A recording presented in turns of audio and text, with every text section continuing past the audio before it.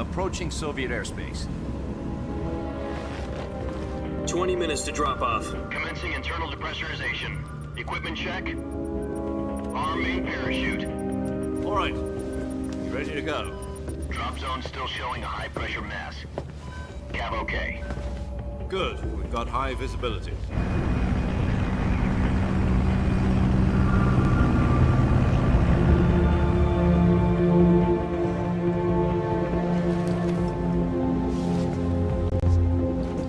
Put out that cigar.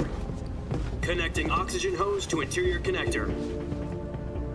Put on your mask.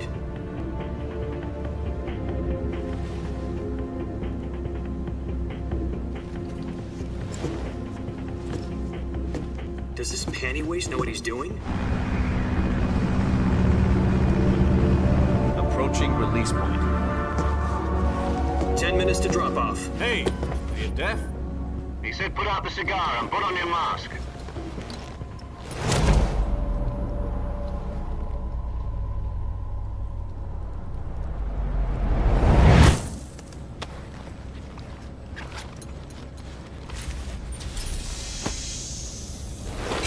Depressurization complete.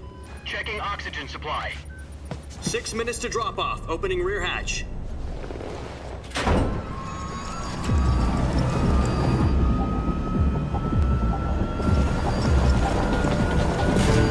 Sunrise.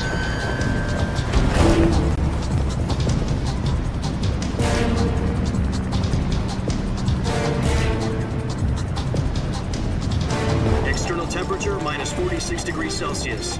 2 minutes to drop off. Stand up. You'll be falling at 130 miles per hour. Try not to get frostbite from the wind chill. 1 minute to drop off. Move to the rear. Activate the air bottle. This is one for the history books. The world's first halo jump. 10 seconds to drop off. Stand by. Status okay. All green. Prepare for drop-off. Countdown. 5, 4, 3, 2, 1. Spread your wings And fly. God be with you.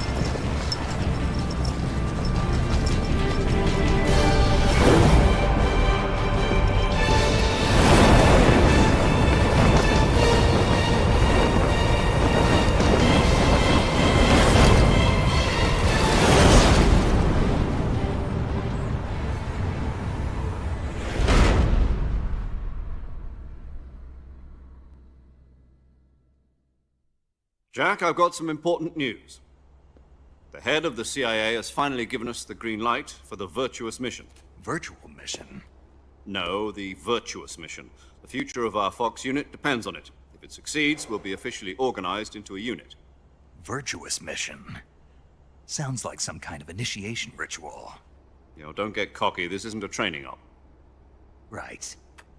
So what exactly is this wonderful mission? Well, about 2 years ago, a certain Soviet scientist requested asylum in the West through one of our moles.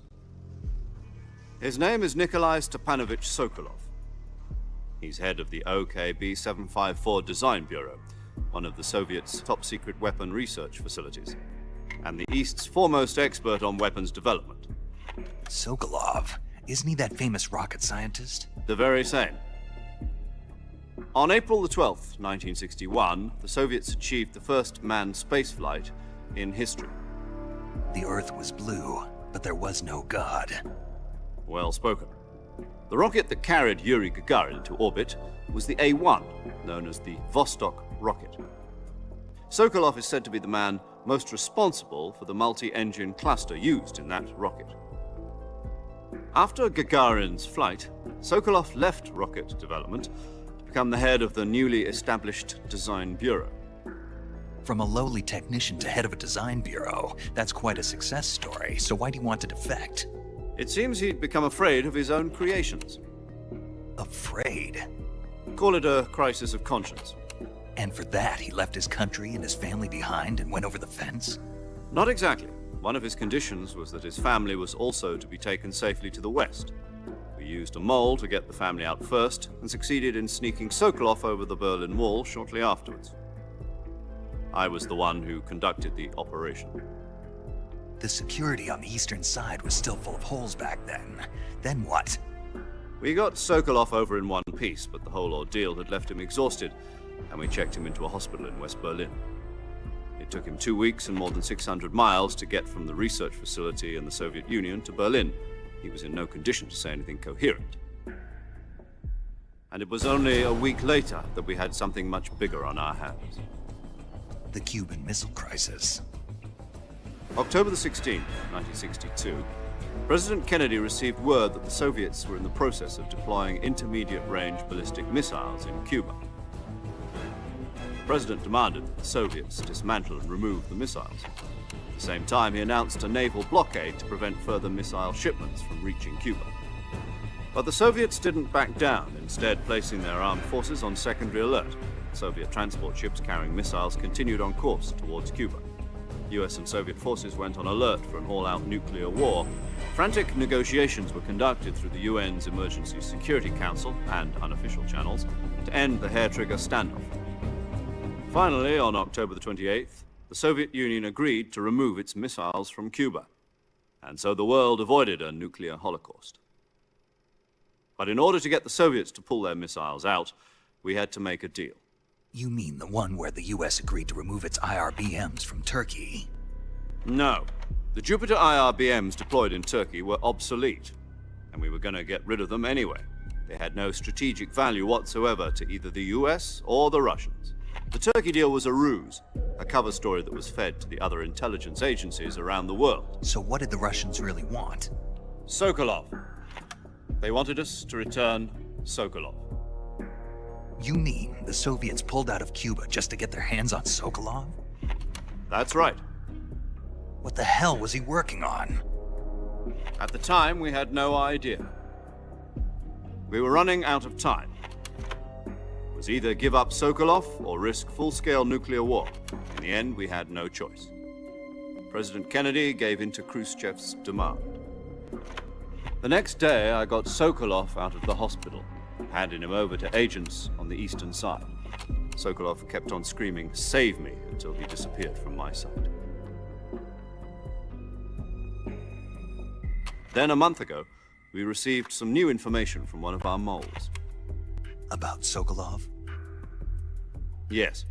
He was taken back to the research facility and forced to continue working on the weapon in question under KGB supervision. What's more, it's on the verge of completion. So what kind of weapon is it? Something to do with space rockets? No, missiles. Same technology. I guess you're right. We don't know the details, but it appears to be a new kind of nuclear device. For half a year now, the Soviets have been conducting frequent nuclear tests at Semipalatinsk. Something to do with the weapon, I assume. We're talking about a secret weapon so big that Khrushchev was ready to pull out of Cuba to get it back. Is Sokolov still in the facility? No. According to our intelligence, he's in Selino-Yarsk, a place in the mountains about 3 miles to the west that's known as the Virgin Cliffs. The Virgin Cliffs. Nice name for a virtuous mission. They moved him there just recently. Why? Apparently, they're conducting a field test of the weapon, but it's our best chance to get him back. This mission would never have been possible if he was still in the research facility. This is our last chance. Sokolov must have known that too when he contacted us.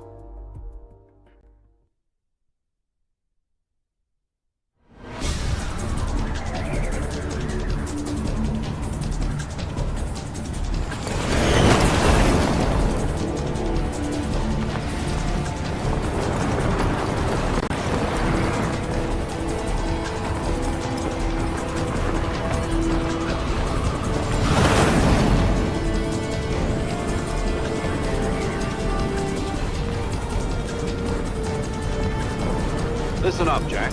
Your mission is to infiltrate Selino-Yarsk in the Soviet mountains, ensure the safety of Sokolov, and bring him back to the west.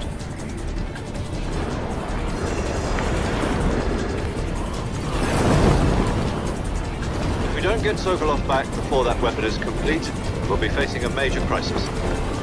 The clock is ticking.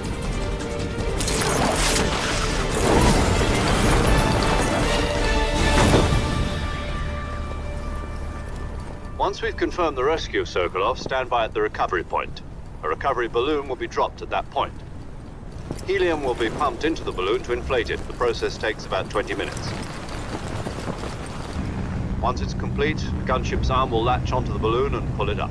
The full surface-to-air recovery system. I'm familiar with the theory. Take it easy. It's been combat proven. Do you think Sokolov is up to it? The shock will be less than during a parachute jump, and the arm can handle up to 500 pounds. So you're planning on going over the border in a single combat Talon? She's equipped with two 6-barrel 20mm Vulcan cannons, as well as two 40mm machine guns. Sounds like she could hold her own against a battalion of tanks. Even with the fuel in the reserve tank, we're facing a 4-hour time limit. If all goes well, it shouldn't take more than a few hours. Home in time for dinner. But if anything goes wrong, you'll be eating dinner, breakfast, and all the rest of your meals in the jungle.